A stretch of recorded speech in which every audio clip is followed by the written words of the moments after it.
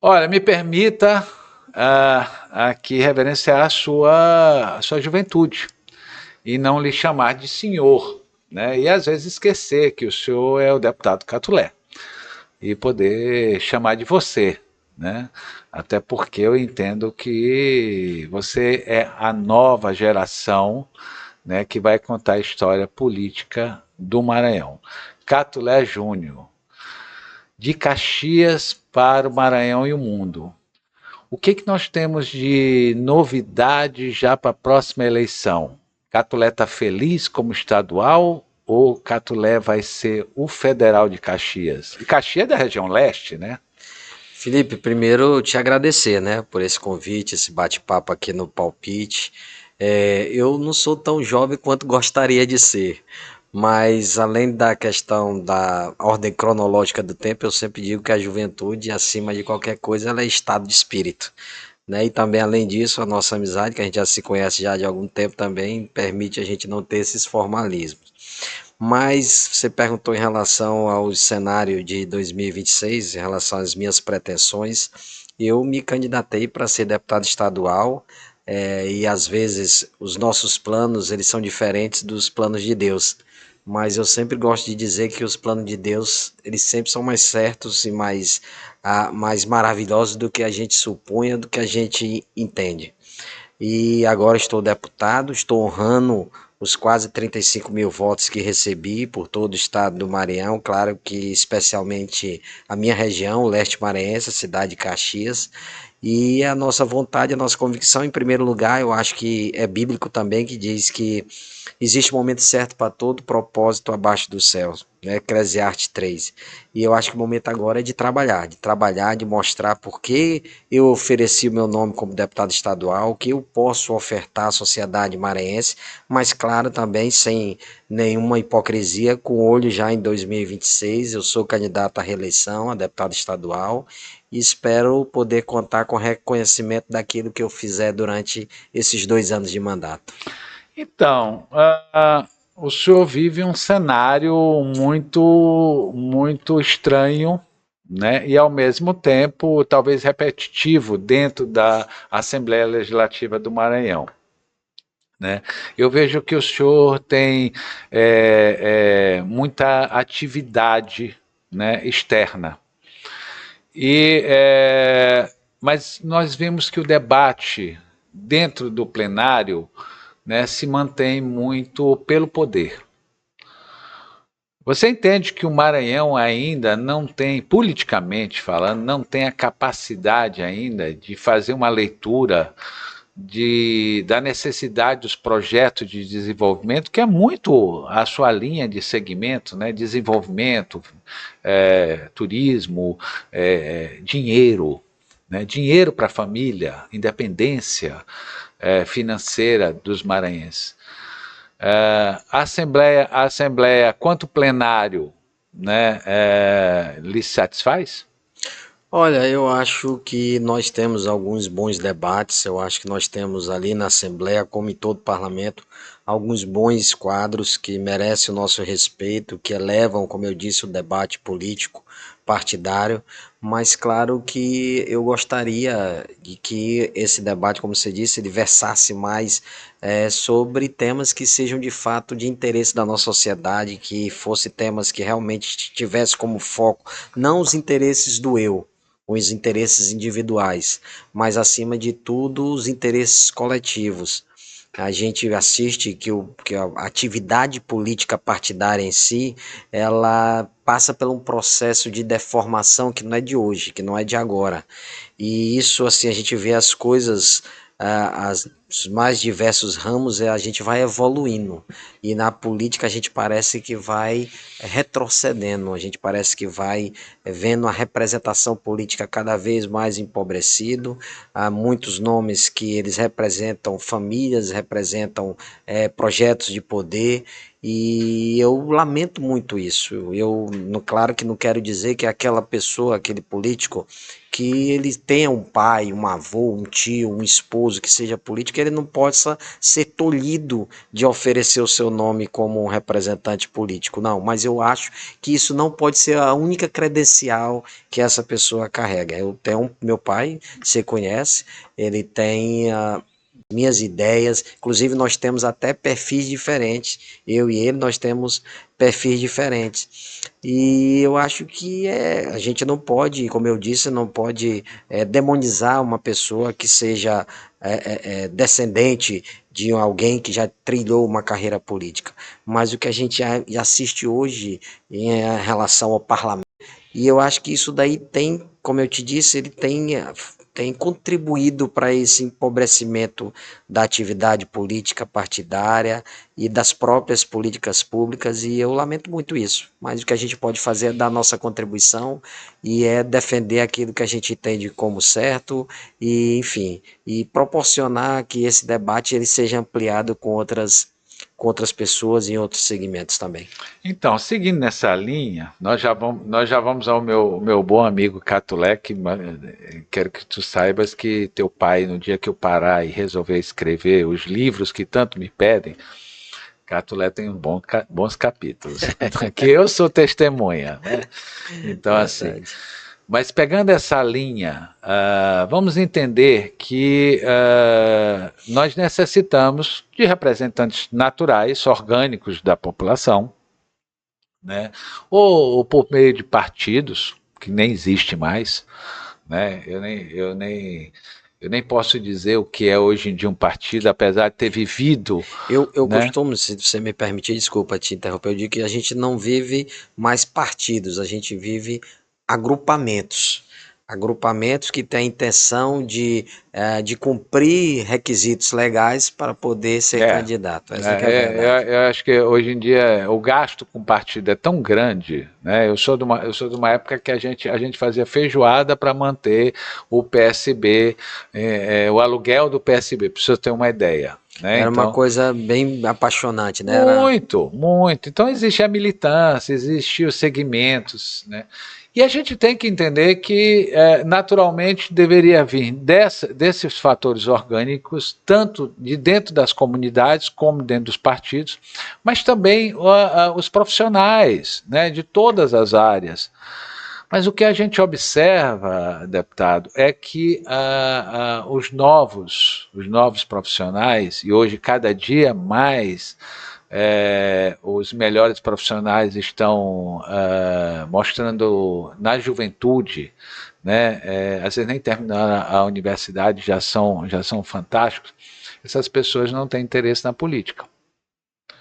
Né? E quando eu sou procurado por segmentos para conversar, fazer rodas, para fazer leitura de cenários, tanto na economia como na política e em outros segmentos, eu sempre faço essa pergunta. Eu digo, mas cadê vocês que estão aqui dentro desse auditório, estão dentro dessa sala e não querem experimentar esse processo? Por incrível que pareça, deputado, não existe nem resposta. Não sabe, não consegue responder o porquê, né? Não, e nem O quer. Não, quer desinteresse. dizer, ou seja, não se pensa mais nisso. Porque se a gente for parar para pensar, todos são amigos dentro da conjuntura política. Mas isso não quer dizer que essas pessoas são necessárias dentro do processo. Né? E eu vejo muito, né, no meu mapeamento, que o senhor está no momento certo, no lugar certo, porque o Maranhão vive novamente a chance de se reciclar. Ou seja, Sarney está aí reverenciado, porque ainda está conosco, né? Ainda está vivo, vai fazer 95 anos agora, uma grande festa, sim, vai ser homenageado também lá Assembleia, pela Assembleia, por vocês, né? Por indicação lá da Iracema. Mas qual é o comparativo?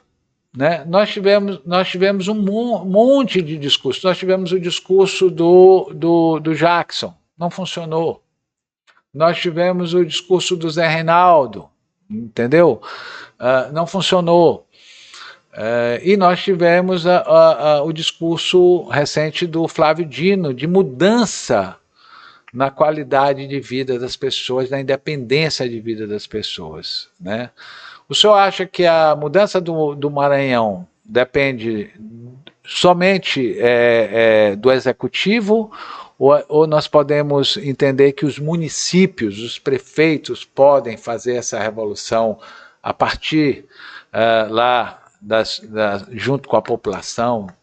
Como é que o senhor faz essa leitura? Porque passa prefeito, passa governador, né? Nós tivemos presidente da República, e o Maranhão não acontece, e não tem explicação por que o Maranhão não acontece.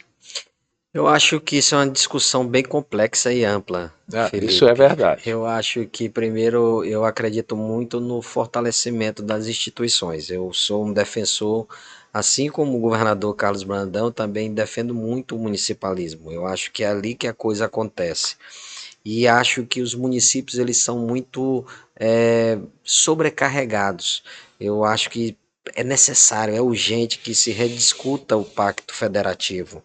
Eu acho que você coloca muitas obrigações em relação aos prefeitos, aos municípios, aos entes municipais, e não, no final das contas é quem leva a menor fatia do bolo. Mas o Maranhão ele precisa também, eu acho que isso é até uma discussão também filosófica. Eu acho que a gente precisa deixar de ter aquela síndrome do patinho feio. Nós somos quem temos os menores indicadores, nós temos grandes potenciais. Parece que o maranhense ele se orgulha de dizer que o Maranhão é um estado de grande potencial e, na verdade, a gente tem de fato indicadores. A gente está na rabeira dos indicadores sociais do Brasil. E eu disse que chegou a hora da gente, na verdade, começar a assumir o protagonismo. É preciso que a gente usufrua desse potencial, que não seja uma coisa só para futuro, mas ela é urgente que ela seja uma coisa para agora, que o maranhense possa absorver todas essas oportunidades, que esse potencial que nós temos, e de fato nós temos, ele possa nos contemplar, eles possam ser revestidos em geração de oportunidade para os maranhenses. Então eu creio nisso, eu acho que a gente tem tido alguns avanços, é claro que eu nunca me conformo com mais ou menos, eu quero sempre mais, eu quero mais para o meu lugar, eu quero mais para o meu estado, eu quero mais para a minha terra, eu quero ter um futuro melhor, eu quero ter um presente melhor. Então assim, a gente precisa ainda avançar, mas eu acho que a gente vai caminhando na boa trilha e eu sou um otimista também por convicção. Eu acredito acima de tudo em Deus e acredito que esse chão, esse Maranhão nosso, ele é muito abençoado e que a gente ainda vai contribuir a assistir o Maranhão que nós esperamos e queremos. A sua região, a soja já chegou. Chegou, uma realidade. Hoje é uma realidade na nossa região. Deixa eu entender uma coisa aqui. Qual é a sua leitura dessa questão de grandes extensões de fazendas, né? Porque a gente viveu a década de 70 cortando tudo para botar o pasto, né? Fizemos o maior êxodo da história, eu sempre repito essa história, já está até chato, mas é uma verdade. O norte do Brasil, quem encheu o norte do Brasil foi 1,5 milhão de maranhenses que foram para lá, fugidos da violência do campo, né? Depois tivemos algumas coisas, tipo quase eucalipto, quase isso, quase aquilo, mas agora chega a soja. E como é que você observa essa questão do inchaço, né? Das famílias sendo tiradas, de vez as famílias serem incorporadas dentro do projeto, né? Como é no Sul. No Sul as pessoas têm 50, 100 hectares e é tudo familiar. E todo mundo produz, e todo mundo ganha, e todo mundo é rico, e todo mundo é bem, né? Mas aqui não, nós temos esse grande mal. O maranhense nunca é incluído no projeto de, agora, por exemplo, de agricultura, né? Por coincidência, hoje até um caxiense, né, o Fábio Gentil, toma posse na Secretaria de Agricultura.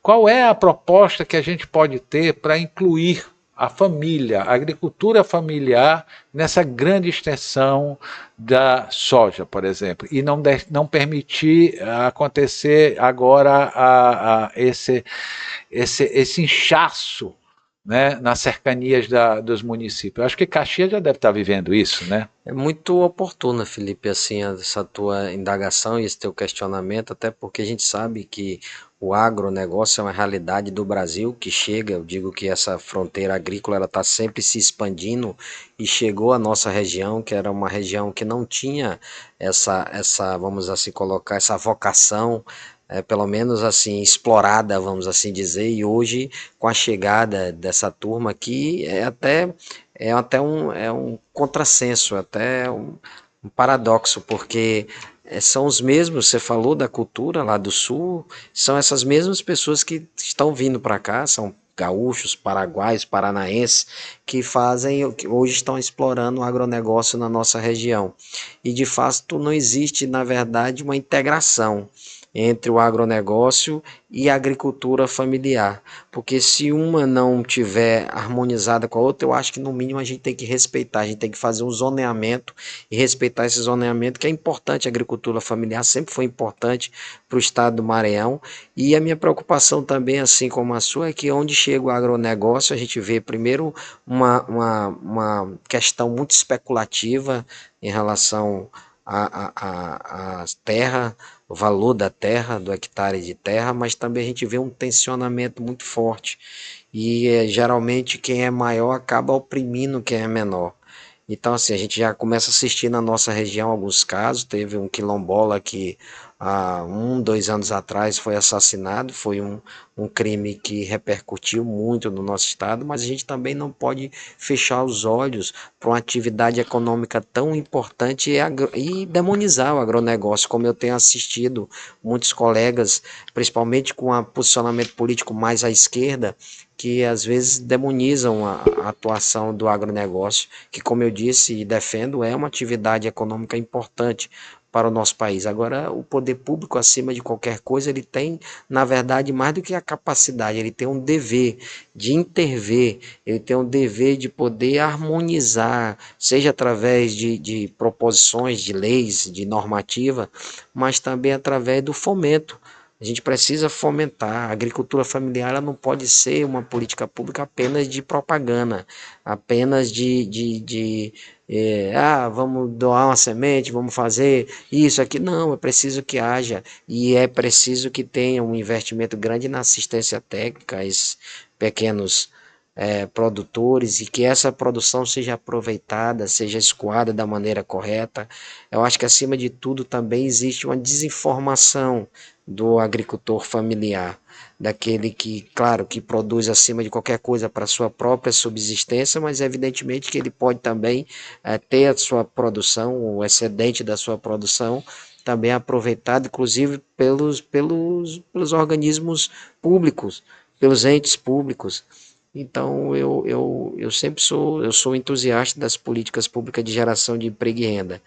E claro que a agricultura no nosso estado, ela sempre foi um setor econômico forte.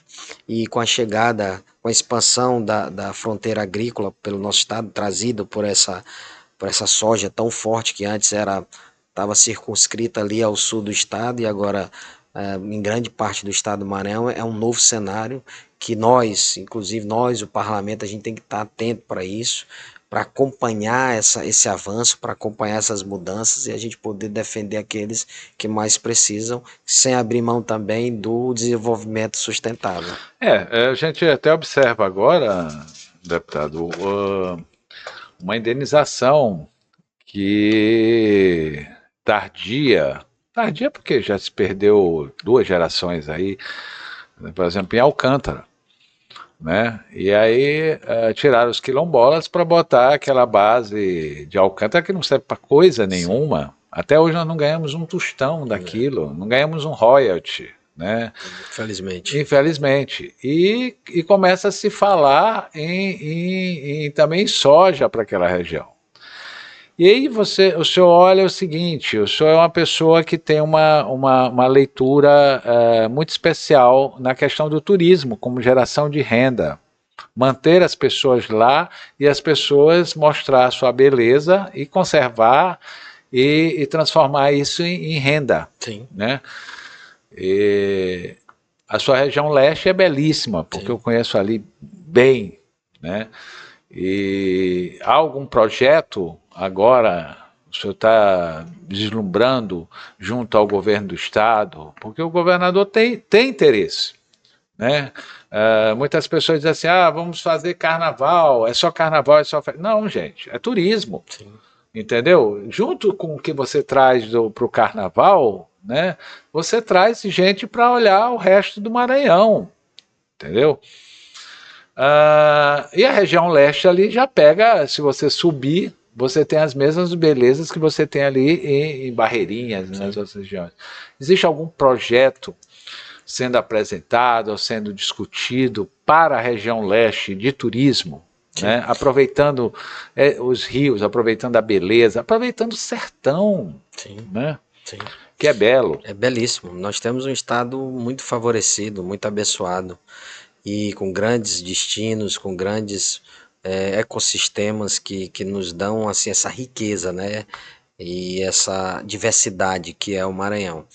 Nós tivemos uma experiência fantástica, Felipe, à frente da Secretaria de Turismo, que de fato me oportunizou conhecer o que é o turismo e as possibilidades que eles trazem para um destino, para uma localidade. O Maranhão é inadmissível a gente ter o que tem e a gente ter um povo ainda pobre, um povo ainda sem oportunidades.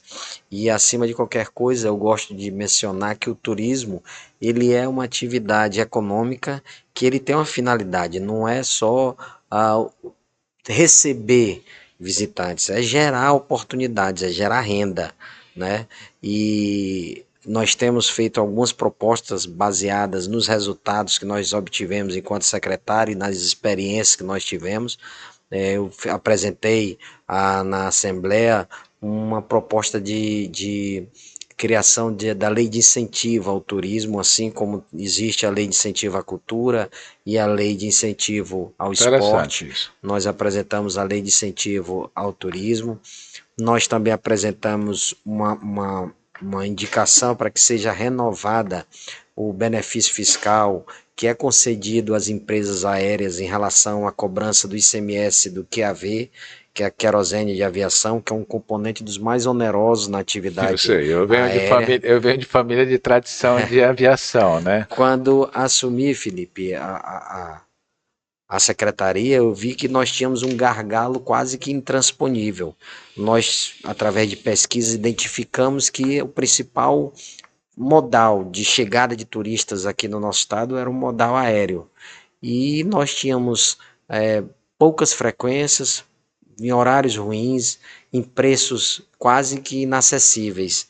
Então a gente fez uma pesquisa ampla, a gente fez um estudo amplo para entender isso, e claro que não somente isso, mas uma das questões que prejudicavam muito era a questão do imposto que era cobrado em cima do combustível da aviação, do QAV. Era 27%, quer dizer, era a maior cobrança em todos os 27 estados da Federação Brasileira. Fiz esse estudo junto com a nossa equipe, apresentamos ao governador, então o governador Flávio Dino, que nos autorizou, juntamente com o secretário de Fazenda da época, que Que é é o hoje, atual é hoje. secretário Marcelos. Então era possível, através um entendimento, de um convênio existente no CONFAZ, né, nesse Sim. agrupamento de secretários de Fazenda, que nós só poderíamos chegar até 7%.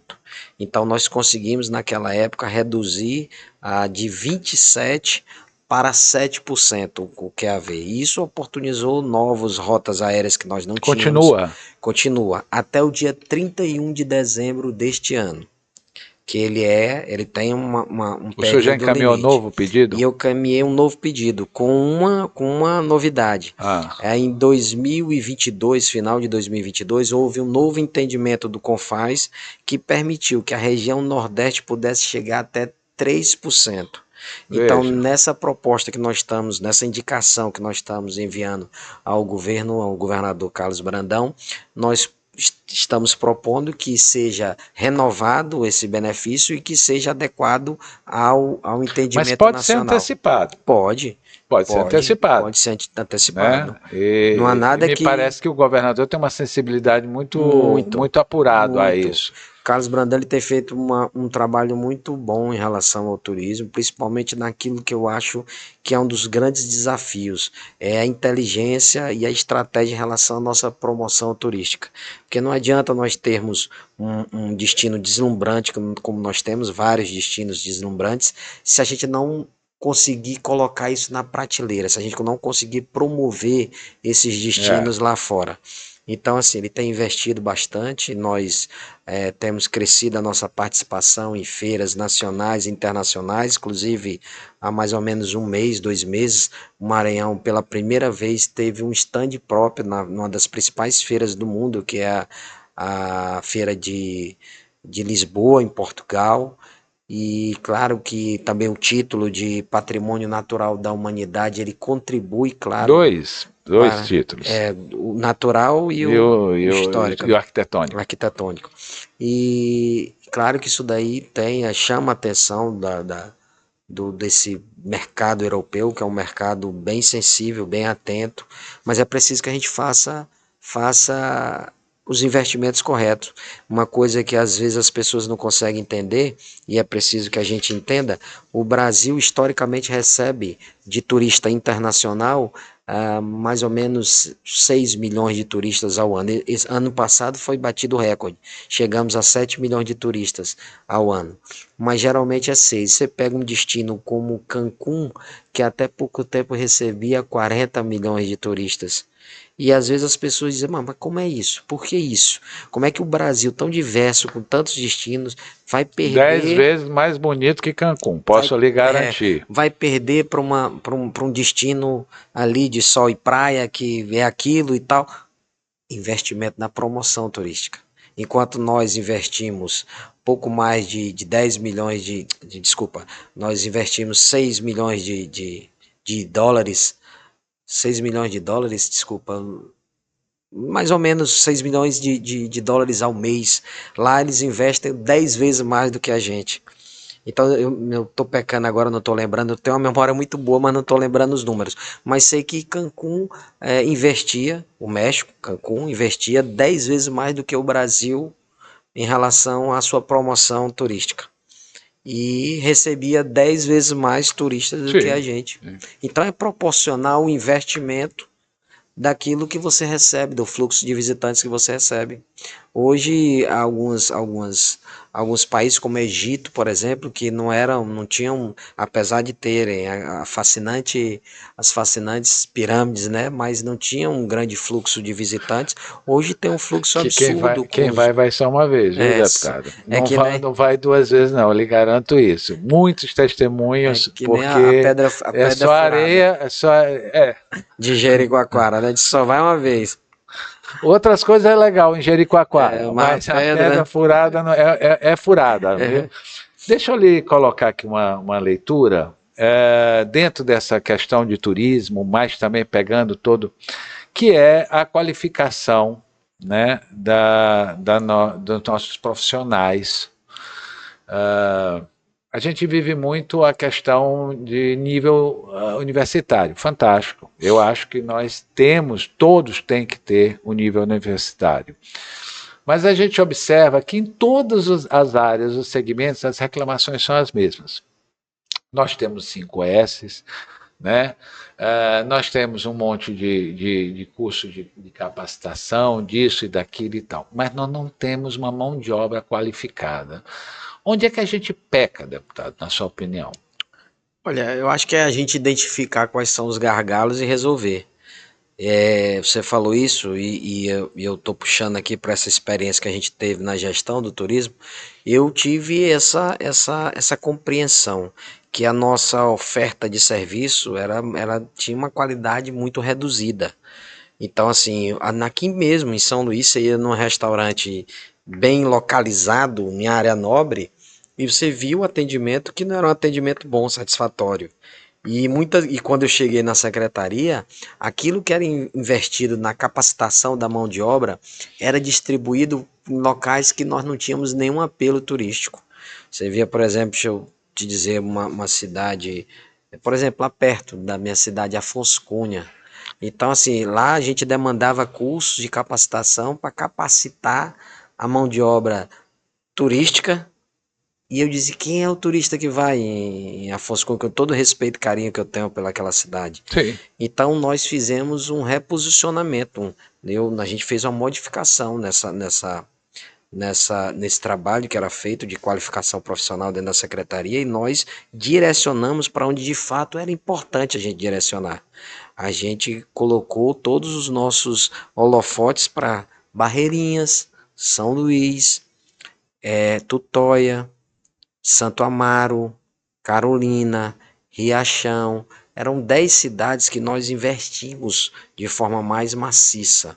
Então, assim, eu digo, eu preciso melhorar a mão de obra nessas cidades, porque o turista que chega até Barreirinhas e ele é mal recebido, Felipe, ele é um agente Nossa promotor Senhora, ele é um pro bem e pro mal. multiplicador.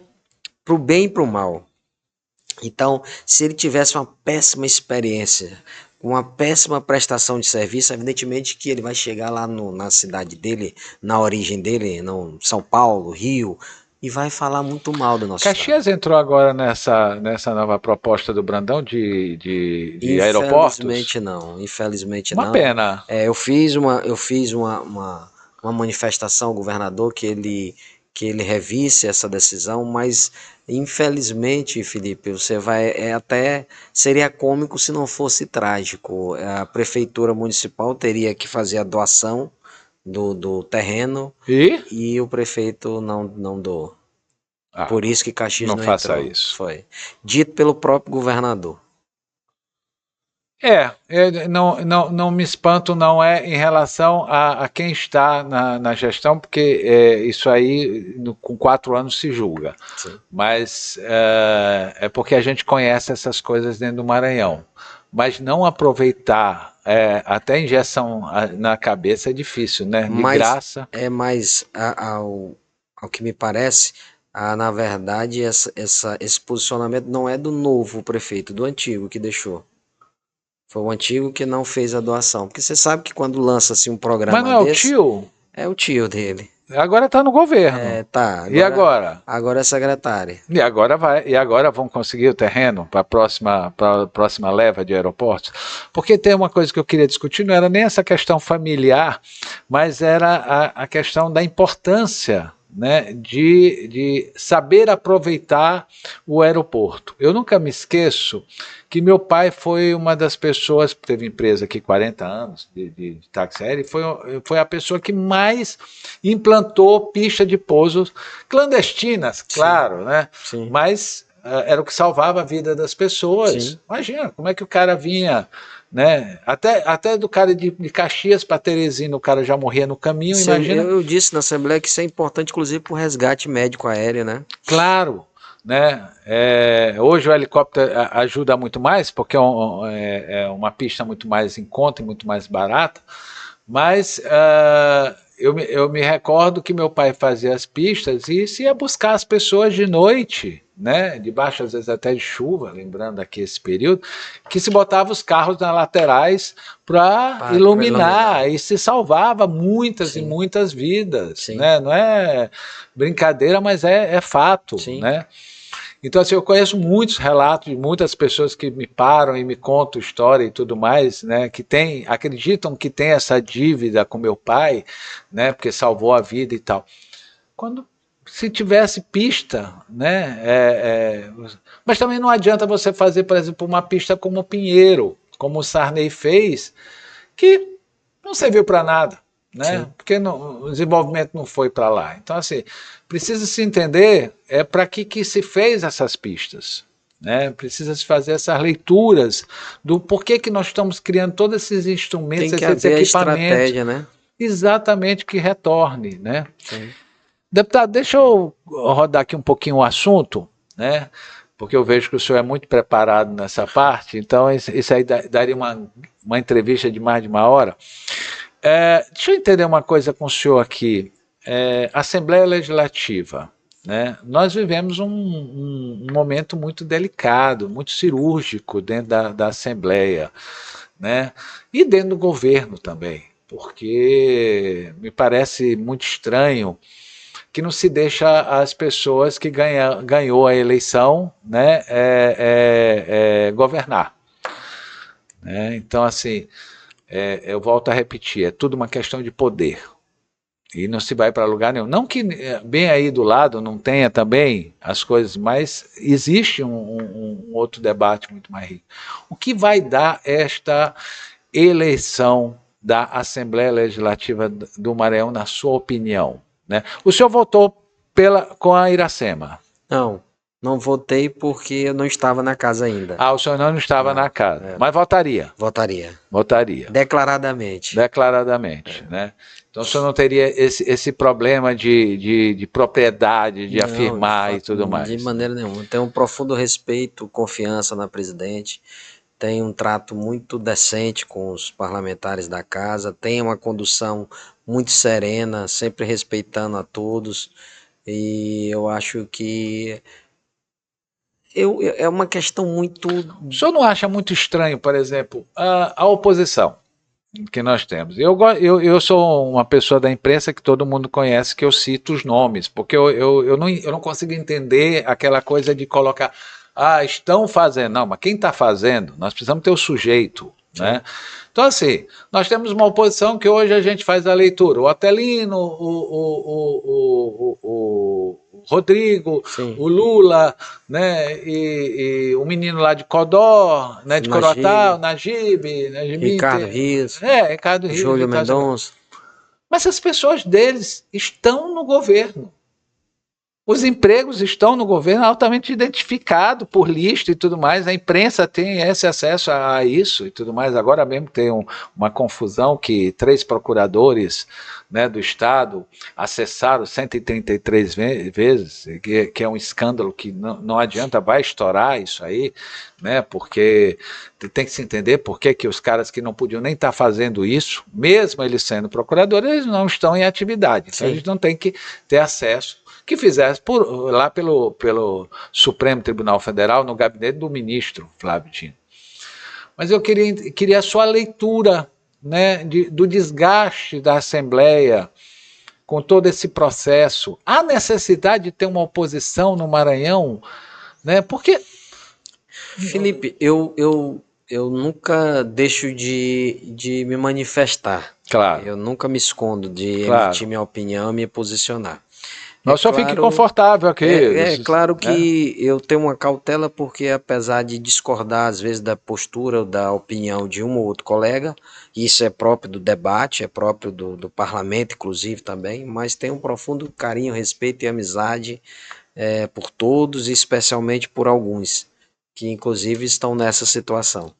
Mas eu sempre fui uma pessoa de opiniões muito claras, e eu sempre deixei bem claras minhas convicções, minhas opiniões, e assumo todos os preços por elas. Mas assim, a gente tem vivido tempos estranhos no nosso estado, onde as coisas elas não têm sido bem definidas, porque eu sou daquele tempo do sim, sim, não, não. Ou eu sou Botafogo, eu sou Flamengo, eu sou Vasco, eu sou Fluminense. Até por me perdoe e sirva como elogio para quem foi criado na casa que o senhor foi e eu vivi, entendeu? Sim. Os melhores anos, né, do meu amigo Catulé, sim, entendeu? E presenciei cenas, né, fantásticas de Catulé, não poderia ser diferente, apesar do senhor ter uma conduta diferente, sim, né? Essa serenidade, essa calma não faz parte do teu pai, né? É verdade. Mas esse posicionamento eu aprendi em casa, da gente saber se posicionar e assumir, né, o ônus e o bônus das nossas decisões. Eu acho que faz parte. Só fazer um detalhe, seu pai perdeu mais do que ganhou na política, pelas posições dele. Sim. Entendeu? A gente paga um preço muito caro por ter palavra. Catulé é uma das pessoas que no dia que eu escrever sobre Catulé, né, o homem que pagou para perder. Sim. Entendeu? Eu costumo sempre dizer isso.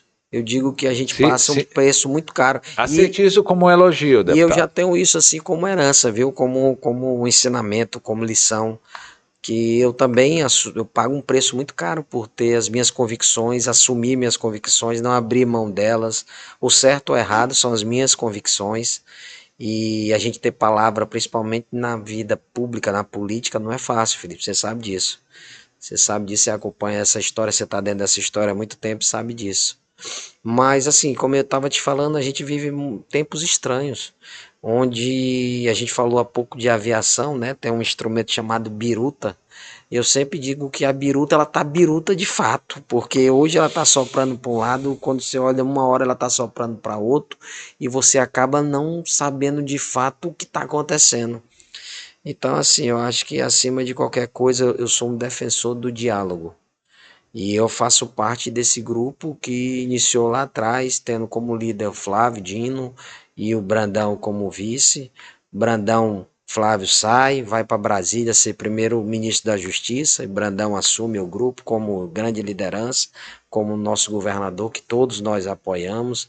Flávio deixa a política e ingressa de volta à magistratura como ministro Um homem do preparado, STF, preparadíssimo. preparadíssimo. E Brandão se legitima aí mais ainda como líder desse grupo. Então, assim, eu acho que não tem porquê haver algumas discussões, alguns debates internos que estão havendo. Eu acho que é preciso, acima de qualquer coisa, maturidade, é preciso também que se haja uma assertividade daquilo que se é comprometido, daquilo que se delineado dentro daquilo que se possa fazer dentro do espectro político, e eu sou um daqueles que defendem que haja um entendimento, um bom entendimento. Eu acho que quem ganha O com senhor ainda isso, acredita nesse eu entendimento? sou acima de Ou qualquer. Eu, dentro de um enfrentamento que já está bem aí para ser julgado, diga-se de passagem, um julgamento de nível nacional, sim, porque o julgamento que acontecer aqui vai ser cobrado a nível nacional. eu sou acima de qualquer coisa, Felipe, um romântico, eu sou um esperançoso. E acho assim, inclusive sendo tirando brincadeiras à parte, eu acho que nos últimos dias nós tivemos uma sinalização positiva, ainda que tímida, positiva. Você vê hoje existe uma aproximação mais do Dos 10% que eu tenho vice-governador. escrito, como eu sempre digo, né? Porque 90% a gente acaba não escrevendo, porque é aí que você mantém a relação. Eu posso dizer que vocês melhoraram muito nesses 10% Sim, que tem aí, né? Mas eu vou lhe falar uma coisa, como uma pessoa que passou boa parte da vida investigando, né? Eu tenho um amigo meu que brinca, que ele diz, tu não faz leitura, tu faz diagnóstico. Tu devia ter sido médico. Mas eu ainda tenho dúvidas. Lhe sou sincero, deputado. Não sei se o senhor tem essa sensação, né? Pode ser que a nossa área de imprensa, que nunca acredita em nada, né? Mas torce por tudo. Eu particularmente vejo dias sombrios aí na frente. na política pode acontecer tudo, inclusive nada. Nada, Né? Você nada. sabe, e um grande amigo nosso também, que eu sei que é seu também, o ex-governador Zé Reinaldo Meu Tavares, querido. ele, quando foi escolhido vice-governador, anoiteceu, era o vice, era o Chico Coelho de Sim, Balsas. sim. De manhã, o Eu estava vice lá. do grupo foi Zé Reinaldo É, Tavares. Renato. Então, assim, a gente, de fato, a Como, gente. como João Abreu anoiteceu como candidato a governador, e Zé Reinaldo estava governador e amanheceu como o pré-candidato do Grupo Sarney. Sim. Então, assim, A né? política tem esse fator surpresa, né? Que a gente, de fato, não tem como cravar. E assim, são os movimentos, os sinais que a gente vai tendo noção daquilo.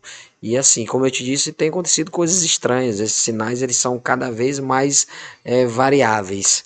Mas daquilo que me compete, né? Da minha participação enquanto agente político, eu vou trabalhar pelo entendimento sempre, pela manutenção Tá do tendo grupo. essas conversas internas de vocês, Sim, né? sim, Mas elas não são de grande escala, elas são mais sim. individuais. E do mesmo jeito que existem pessoas que trabalham pela unidade, existem também pessoas que trabalham pela desunião. É importante que se diga isso, até porque defendendo os seus próprios interesses. Tem gente que é mais, vamos assim dizer, mais interessante que haja desunião, que haja um rompimento, do que haja um entendimento. Não dando dessa vez nome, mas me colocaram, quando eu fiz o convite ao senhor, me colocaram o seguinte: Felipe, Catulé é muito parecido contigo, ele não tem problema em assinar os projetos e dizer os nomes, Sim. e nem aquilo que ele está. Se ele não estiver, ele vai dizer, ainda não decidi. Sim. Vamos entender, nós temos hoje uma eleição em 2026, o senhor vai para deputado estadual. Deputado estadual. Automaticamente o senhor vai ter que estar num grupo. Sim. Né? O senhor vai ter que defender a ideia, né, majoritária desse Sim. grupo. Sim. Né? E fora as suas propostas de mandato. Sim. Que me parece que o senhor não vai ter muita dificuldade com essa conversa que a gente teve hoje aqui. Sim. O seu candidato seria Braide ou Felipe Camarão? O senhor já tem alguma definição nesse sentido? Felipe, eu tenho muitas... Desculpa, tem os outros candidatos também, eu não estou sendo deselegante, todos são amigos. Eu tenho muita simpatia e carinho pelo nome do Felipe Camarão. Nós somos amigos desde a Você é geracionalmente? Nós somos da mesma geração. Somos da mesma idade, contemporâneos, e eu tenho muito carinho e amizade por ele, e teria a maior satisfação do mundo se ele vier a ser o nosso candidato. Mas eu faço parte de um grupo, e fazer parte de grupo é isso. Você, evidentemente, mas o senhor tem você voto. Tem o seu voto, você faz a sua defesa, mas esse grupo é liderado pelo governador Carlos Brandão. Na mesa do Brandão, o senhor faz essa defesa de Felipe Camarão? Faço, eu te disse que trabalho pela unidade do grupo.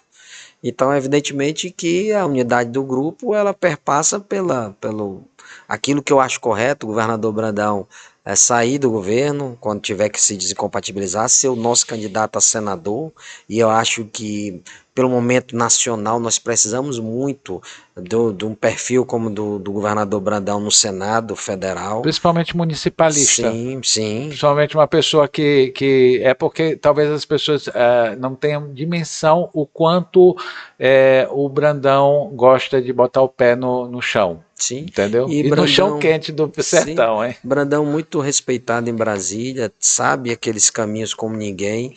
Eu acho que o Maranhão e o Brasil ganharia muito com o Brandão como sendo o nosso senador.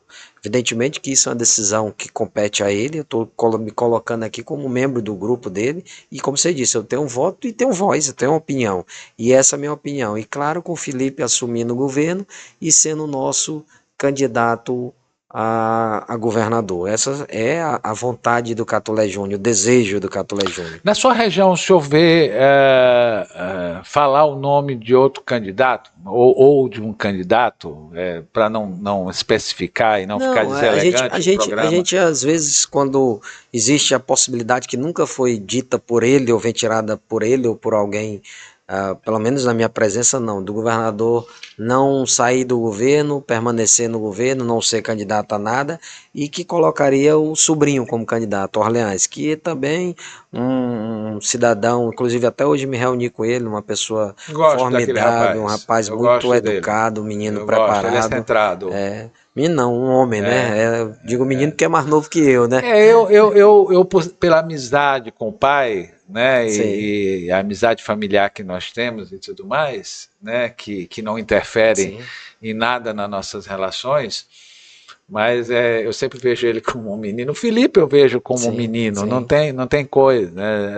Às vezes eu me vejo como no papel de marqueteiro, que é o meu papel, na verdade, de vez em quando passando uns pitos nesses meninos, porque, né, vão na cabeça dos outros e sabe que dá. Catulé, que bom, que conversa boa, que conversa sadia. Também gostei muito, Felipe, o formato muito interessante, muito bom. A gente fica à vontade, teve momentos aqui que eu de fato esqueci que a gente estava sendo, foi de fato um bate-papo. E eu tenho que, você me desculpe, que é até deselegante, né? Eu estou olhando aqui, a sua assessora já me deu umas 3, 4 olhadas, né? E tudo mais. Fica à vontade aqui. Porque eu sei que o tempo de vocês é muito curto. mas a gente acaba se perdendo aqui, Sim. né? Mas vamos... Ou se achando, né? Dependendo do ponto de vista, né? Mas é verdade, quando a gente está construindo uma ideia, né, e fazendo ali o registro do tempo das coisas, a gente esquece. Obrigado, mas muito obrigado mesmo, viu? Eu que te O agradeço. Jornal Imparcial, a Rádio Imparcial, agradece muito. Eu que te agradeço pela oportunidade, pelo bate-papo, pela troca de experiências. É sempre bom a gente conversar com uma pessoa, com um profissional como você, preparado, Obrigado. que tem boas ideias. Eu acho que é de fato essa convergência das pessoas que pensam. A gente precisa de pessoas que pensam, que enxergam o Maranhão, que consigam enxergar o Maranhão de forma estratégica. E se a gente conseguir reunir, quando a gente consegue reunir essas pessoas juntos, eu acho que é aí que a gente consegue ter algum avanço. Como eu te disse, eu sou um esperançoso acima de qualquer coisa, sou um romântico e eu vou fazer de tudo que tiver ao meu alcance, primeiro para bem representar aqueles que me confiaram o voto, a população que acreditou que eu posso ser um bom deputado estadual, mas acima de tudo também para que a gente tenha um estado que seja bom para todo mundo, cheio de oportunidades, que a gente deixe essa história de que o Maranhão é uma terra de potencial. Não, nós somos um estado de potencial e que o povo usufrui desse seu potencial. É isso que eu acredito e defendo. Deputado Catulé Júnior, dê um abraço no meu querido, no seu pai. Tá, pode deixar. Tá? Esse aqui não é espaço para ficar mandando abraço para ninguém, mas Catulé é sempre um abraço muito fervoroso, Obrigado. porque teu pai é história. E essa história eu acompanhei. Seja história também, seja necessário. Parabéns, deputado. Obrigado, querido. Obrigado pela presença. Obrigado.